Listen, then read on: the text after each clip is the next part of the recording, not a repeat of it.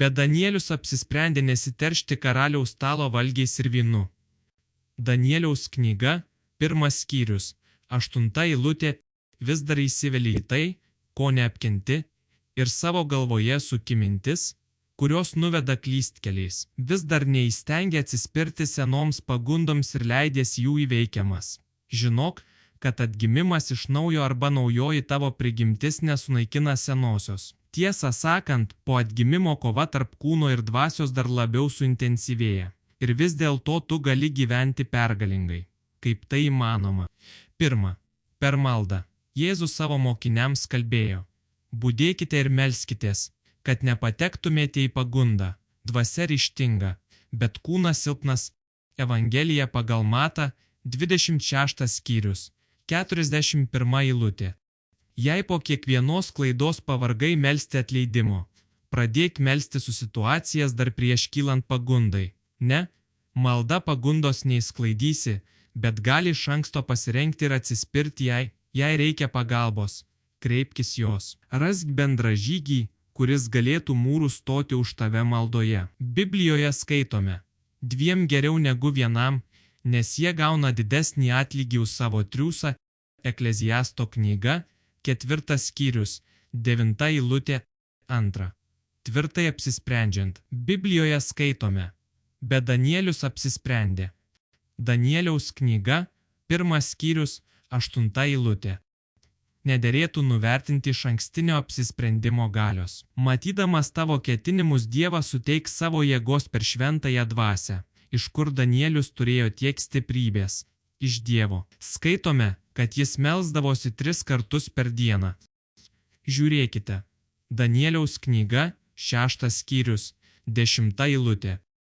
Nenusiteik pralaimėjimui.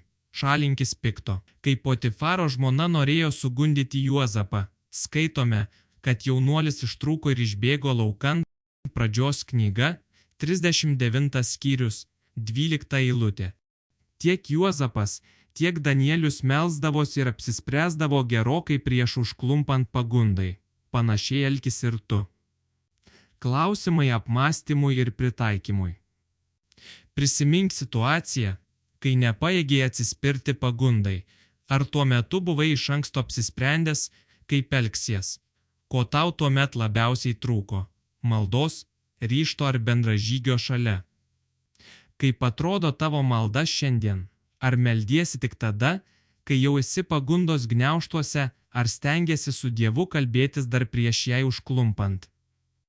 Pasirink vieną konkrečią sritį savo gyvenime, kurioje nuolat suklumpi, ir šiandien priimk aiškų sprendimą.